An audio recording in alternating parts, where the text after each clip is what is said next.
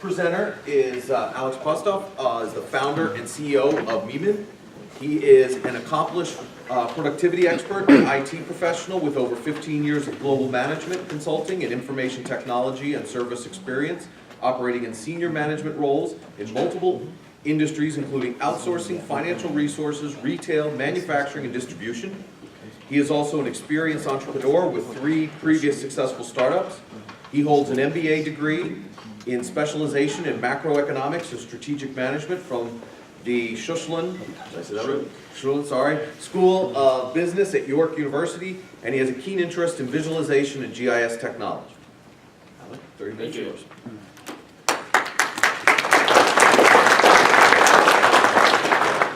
Good morning. The part that the introduction omitted is I'm actually a professional fortune teller. And that's precisely why I'm here. I'm here to talk about technology. I'm here to talk about future of the industry. And hopefully when I'm doing that, I will be as successful as these guys were.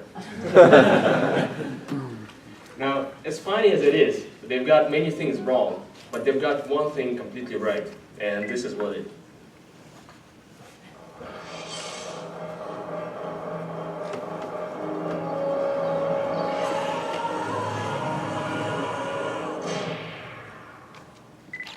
Now, these 15 seconds, they embody everything that I'm going to talk to you about today. I'm going to talk about future, I'm going to talk about holograms, and I'm going to talk about how people interact with holograms. The reason why I'm bringing this to this conference is that technology continuously evolves. We hear about drilling technology, we hear about water management. I'm going to talk about technology that looks at pipes, that looks at infrastructure underground, which is an essential part of this industry. And when we look at the evolution of technology, first thing, just to organize things was a huge leap forward. Then putting it down on paper in organized format, that was another leap forward. GIS data, that was a huge step forward. And now we believe we are at the beginning of another evolution, a step in evolution, and that's what I'm going to talk about. Now, the evolution is computer-generated realities. And we hear about virtual reality, augmented reality all the time. So it makes sense to define those realities and see how they apply to this particular instance. Virtual reality is something that you see, it's a completely immersive experience. You put goggles on, you don't see anything except for the computer-generated reality. You can experience it at Best Buy, you can experience it at Chase Show. Then there is an augmented reality. Augmented reality essentially works on your phone or a tablet, where it captures the video stream or images from the back of your camera, of your phone, and it overlays it with images on top. So it looks like there is something else in the picture. And then we have a new type of reality, which is mixed reality. And as the name suggests, mixed reality brings physical and virtual together in one sort of immersive experience. When it comes to industry, virtual reality has its applications, but because it's a fully immersive experience, it's generally confined to design work and gaming. So besides that, it's hard to find real-life use for that at the moment. Now, augmented reality has a lot more potential in the industrial world and utilities world. A good example can be Porsche. So when they built the cars before, they used to put all these markings on the car so that they can check alignments, they can check fits, they can check all the gaps. And then they went to augmented reality application. So they just point a tablet or phone at the car, and then it automatically measures things, it captures all the efficiencies, so it eliminates errors, and it makes the work a lot faster. So now you can imagine that going from this to this, it's a huge productivity leap in the game. So once you start applying this type of visual technology, it's impossible to go back. When it comes to utilities, augmented reality, there are actually few applications for that, because it makes logical sense. You pull out a tablet or a phone, you point it at the ground, and you can see pipes under the ground. Now, the issue with the current technology and the way it's applied is that it still requires one- or two-handed operations. So you have to hold it physically in your hands. Second, it's spatially unaware. What it means is that it knows, based on the GPS data, where it's approximately in space, and based on the magnetometer, it knows approximately which way it's pointing, but it can be completely off. If you're near a metal object, it may think that you're pointing this way, when in fact you're looking completely the other way. So it's low accuracy, and it's huge reliance on visuals. Most augmented reality applications, they work with documented or recognized visuals. So there is an upfront investment into building those visuals, or putting some markings that augmented reality app can recognize. Makes sense for an environment of Porsche, where every car is essentially the same, but when it's a dynamic world of utilities, it's not ideal.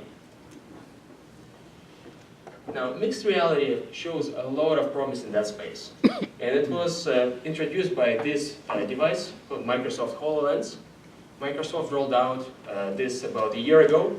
And the huge difference between this and everything that came before that, it's a self-contained computer. So it doesn't require any wires or anything to operate. So everything is here. You put it on and it works. Another big difference between this and everything that came before that is it has tons of cameras and microphones in the visor.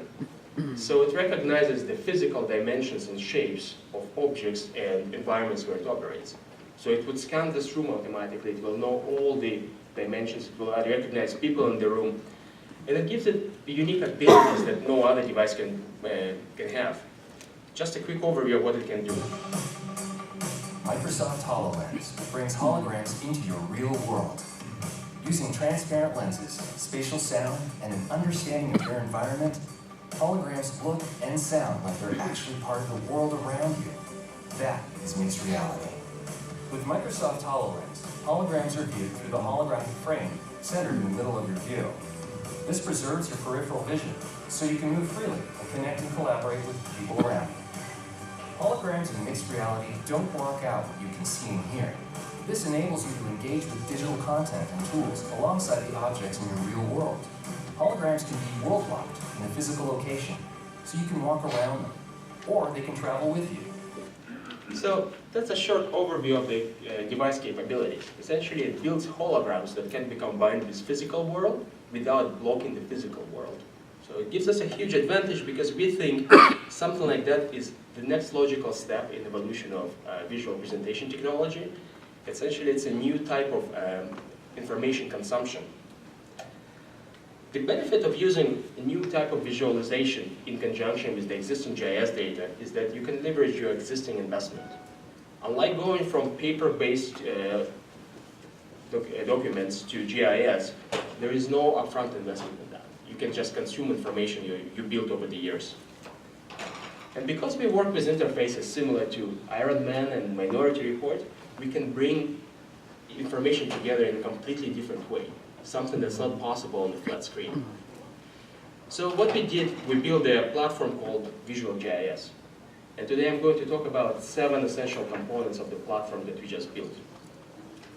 First, we took that concept of taking GIS information and visualizing it in a completely new way. In essence, we give people in the field ability to see through the ground and see the infrastructure that they're working with. So this is the video from our earlier prototype. And I'm in the parking lot. The image is a bit jittery because it's captured in 2D. When you wear a device, you have a 3D image, so you can physically feel where each pipe is. The trace lines on the ground is where the pipe meets the ground. It's just a visual aid for people to understand and do markouts. And as you can see, I'm walking around the parking lot. I can virtually click on any object that I have and can pull information about that object from multiple sources. So I can learn about this particular object, who owns it. I can pull up inspection manual records and so forth. Now the second thing, we started our life as a company as a knowledge management company. We built a knowledge management platform. So then we thought, why not combine knowledge management platform with what we have? And we did. So the knowledge management platform will show you visual tiles. Instead of text, it will show you visual tiles. And you can present information such as safety instructions or maintenance instructions specific to a particular object as you work with that. In essence, when you come to a hydrant and you click on the hydrant, you can be given instructions on how to do maintenance on this specific hydrant model. And that comes from a centralized knowledge management of your organization or industry, so you don't have to personally build that knowledge management system before you can start using it. The next feature is actually even cooler than the ones before. It's very helpful to understand the infrastructure immediately around you. The problem with that is the further away the hologram is, the harder it is to see. So if it's about 300 feet away, then it becomes so small that you wouldn't be able to recognize it. So we give our users ability to zoom out from their location and then see themselves on a 3D map with infrastructure being superimposed on that too. So this is the view of a 3D map.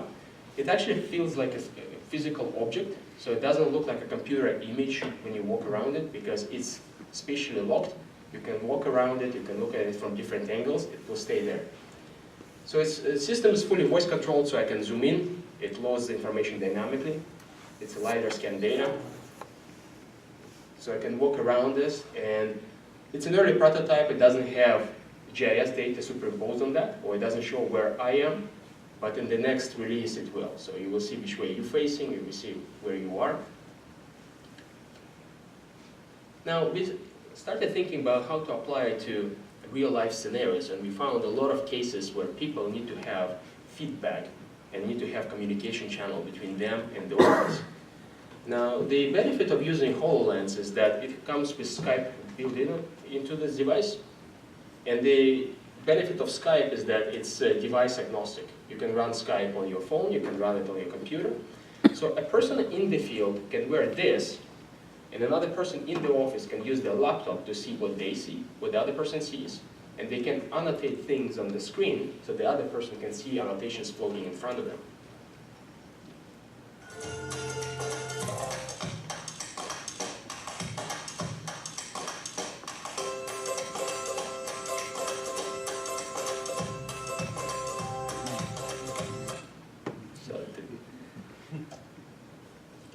Then we started taking collaboration to even to the next level in a way. So we took that 3D view that I showed you before, and now if you have both parties or you have multiple parties wearing HoloLens, what you can do is you can pull up the 3D image of a particular area.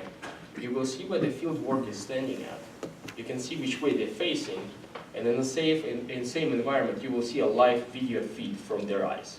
So essentially, you see what they're supposed to see, you see where they are, and you see what they actually see right now. So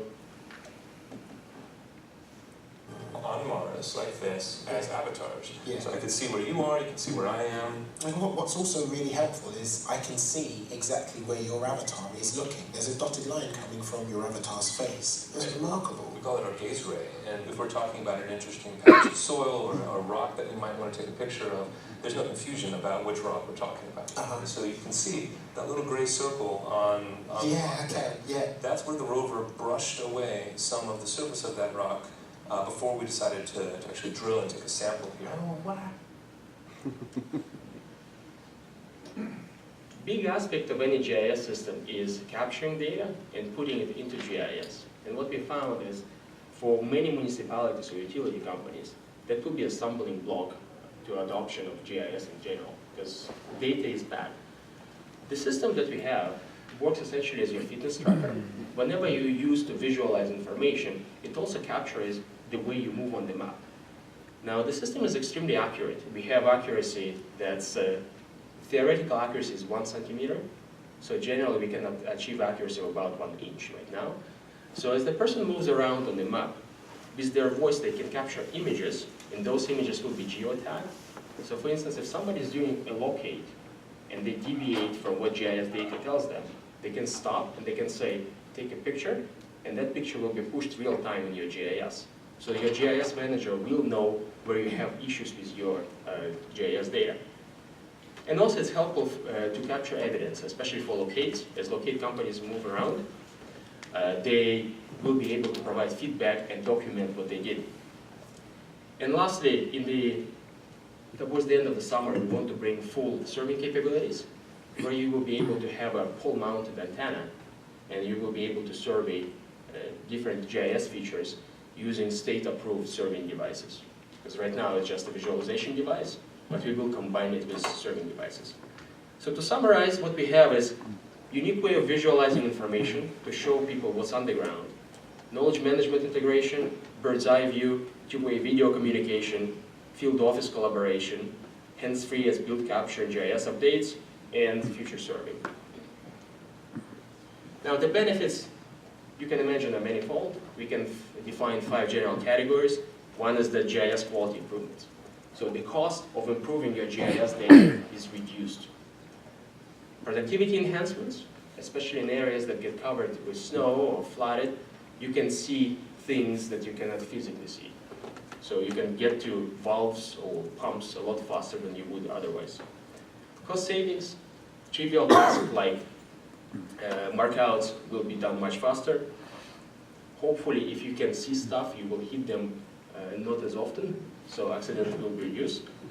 And increased safety. If you can assess your situation around you very quickly, you understand where gas lines are, where the electrical cables are, then your job will be safer.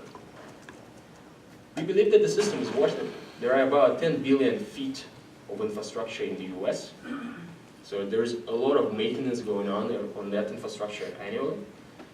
It's estimated that about $5 billion in damages are incurred because people didn't locate something correctly and they hit it. And even if you didn't locate something and didn't hit it, there is a cost to it, because there is a cost of delays, of finding out what it is that you discovered. We can do faster locates, and there are tons of other benefits. We cannot estimate them yet because the system was released only a month ago.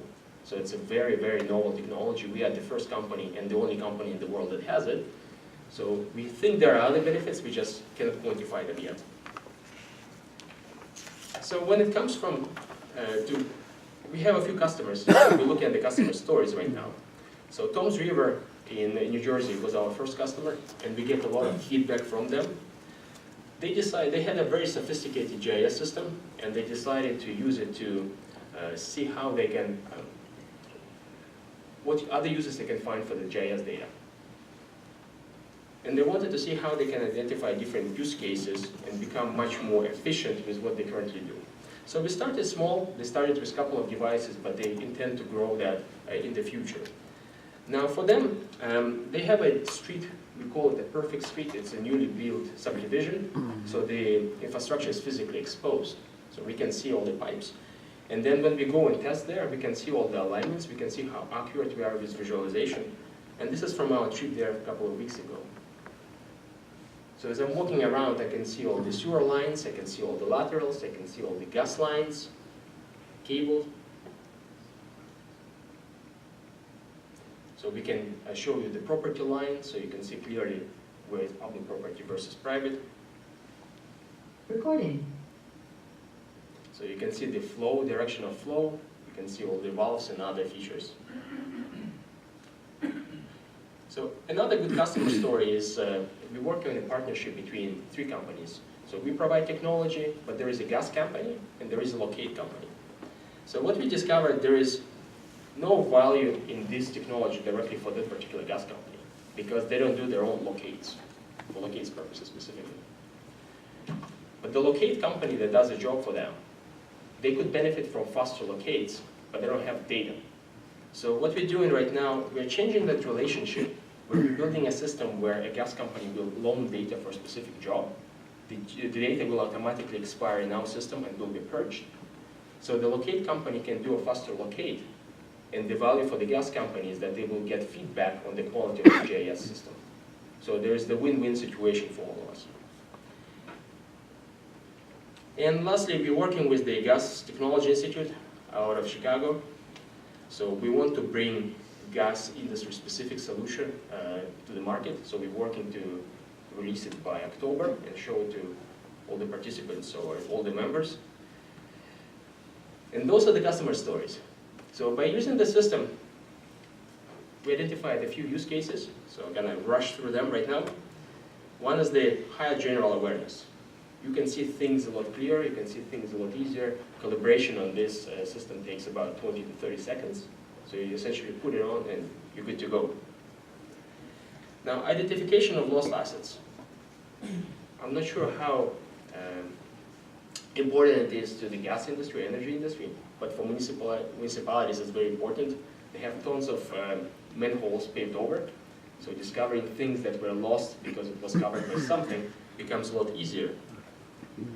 Complex infrastructure visualization, sometimes you have a small transformer box on the ground, you think there are maybe a couple of cables under it, it could be a lot more. So you can identify those things very easily and fast. Then the locate specifically, it helps with making locates much faster, provides quality controls, and quality feedback to GIS, and captures evidence. So a locate company may capture what they located versus what it's supposed to be based on GIS information. Engineering and planning work, we're working with the company in Oakville, Ontario, to visualize everything before they deliver it to the client, so you can see a 3D map of how the site is going to look like. GIS serving in the future. And finally, safety component. What we discovered that in flooded areas especially, when you have a natural disaster, sometimes water can shift, let's say, manholes. So push them up and shift them up. So you would have a first responder walking or utility worker walking through the street, it's knee deep, it doesn't look dangerous at all, and they would fall into a manhole. So situations like that can be prevented by simply seeing infrastructure over there. So that concludes the scripted part. I'm open to questions right now, and if you want to see the technology, I'm available during the break, so you can actually come and experience that. Okay, we do have time for questions. Go ahead. Is this technology used at all right now in the military, or do you see it ever being used in the future? Military, yes, definitely. Military is experimenting with several things, and I think they will go with a company larger than us. They will go with Deloitte or IBM for that. And there are very specific development because they use purpose-built hardware, whether we try to bring the cost down and use something off the shelf, so it's a lot cheaper, you can use it as a mainstream. So, but military, definitely, they're the first users of that. F-35 pilots already have helmets, but each helmet is over $1 million, I believe. Wow. So, Question regarding the georeferencing. You mentioned that obviously the GPS coordinates and everything does not provide enough accuracy. How does that work in terms of getting the accuracy that you need on the ground to georeference all those images? so for us, we start with the process of calibration. So once the system knows where it is, and we can get accuracy of about 3 centimeters, so it's about 1 inch. As you move around, because of the spatial awareness, this device knows how you move on the map. So it keeps holograms placed where they're supposed to be. So this way, as you move around, it knows how much you deviated or what your path was. So unlike the tablet, it will be fairly accurate. How long does it take to calibrate a field unit, its position? About 20 to 30 seconds. I can walk you through the process during the break if you want. Any other questions? You have any experience with user training? You know, how some guys will be able to pick it up and some maybe not? Well, before the concept system was run, we showed it to people of different levels and different sort of skills. So we showed it to executives, we showed it to GIS guys, and we showed it to foremen. And I think everybody was able to pick it up right away. So we have, everything is voice controlled. So you can essentially use the system without clicking on anything. You can just say stuff. And because it has, it recognizes the source of sound, if 2 people in the room say the same command, it will not listen to the person who's not wearing this, even if you say the same command. Just another one, what's the entry point price for those devices? Well, right now, Microsoft sells this at $3,000. So this is $3,000 per device. Microsoft partners announced Acer, Dell, HP.